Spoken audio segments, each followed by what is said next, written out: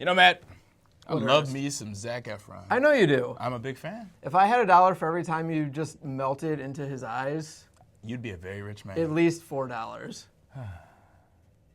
It's an opportunity to have some fun.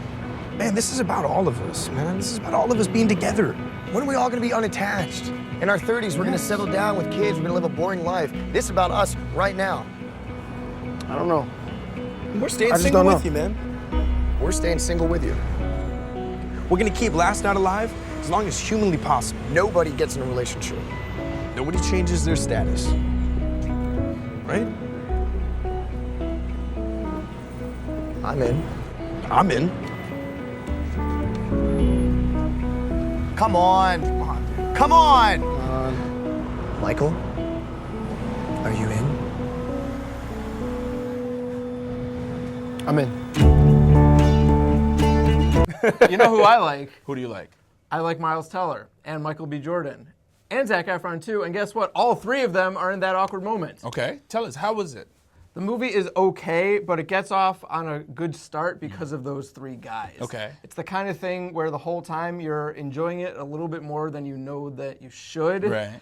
But at the same time, without those three guys, you know that it would kind of stink. Right. But I really appreciate the fact that the three of them have good chemistry as friends, and I like their interaction and got more out of the fact that they seem like friends and they all agree to be single after Jordan's character finds out that his wife is cheating on him and wants to get divorced. That stuff works better than their situations with various women are kind of not Loose involving, flings. but I like them together. Okay, so they did their thing in this movie. Okay. This has been described as a chick flick for guys. Is that accurate, would you say? I think that the term chick flick is such a loaded term at this Yeah. point.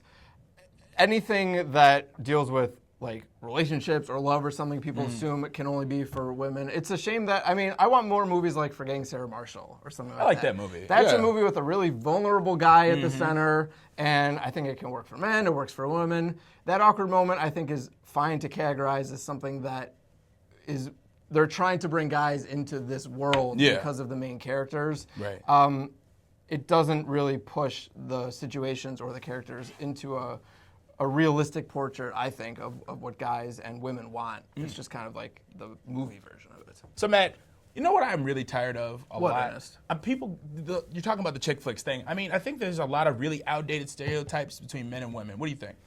I could not agree more, and we see this in movies so often. Enough already, please. I realize that there are plenty of men out there who are afraid of commitment and just want to hook up, and there are plenty of women out there who, sitting next to one of them in the past. In the past. In the past, just I'm for the reformed record, now. that's in the past. Yeah.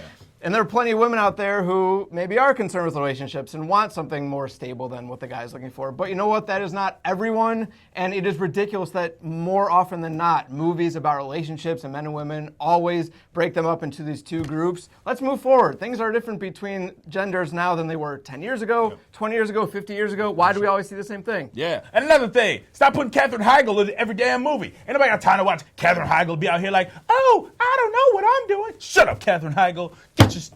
Name 5 Katherine Heigl movies from the last 5 years. The Bear Trap, The Romantic Entanglement, Lucy Finds Love, Daring to Be Different, and Grey's Anatomy, the movie. Wow. Almost one of those was almost real. See? Thankfully, you know what? Katherine Heigl is not the problem anymore. That's right. So that's a good thing, but we still have a long way to go. All right, Matt, it's that time. That awkward moment, good or what? Ernest, I wanted to like that awkward moment. I think it's the kind of movie that people will probably not go and see in theaters. They'll rent, they'll like it a little bit. If it's a date movie, something else may start taking place while they're watching. But they'll make it through enough of the movie to be like, well, I'm glad we rented that and everything turned out okay, so that's cool. But I'm still going with the what. Okay, it's a what. Well, folks, that wraps up this edition of Good or What. My name is Ernest Wilkins. I'm Matt Pais. And we will see you next time. You know what I always like to do? Put on Old School. When I was in college, you put on Old School, and it's like... Yeah. Old School, the movie? Yeah. I thought you were going to say like old school soul music Yeah, and set... It was college.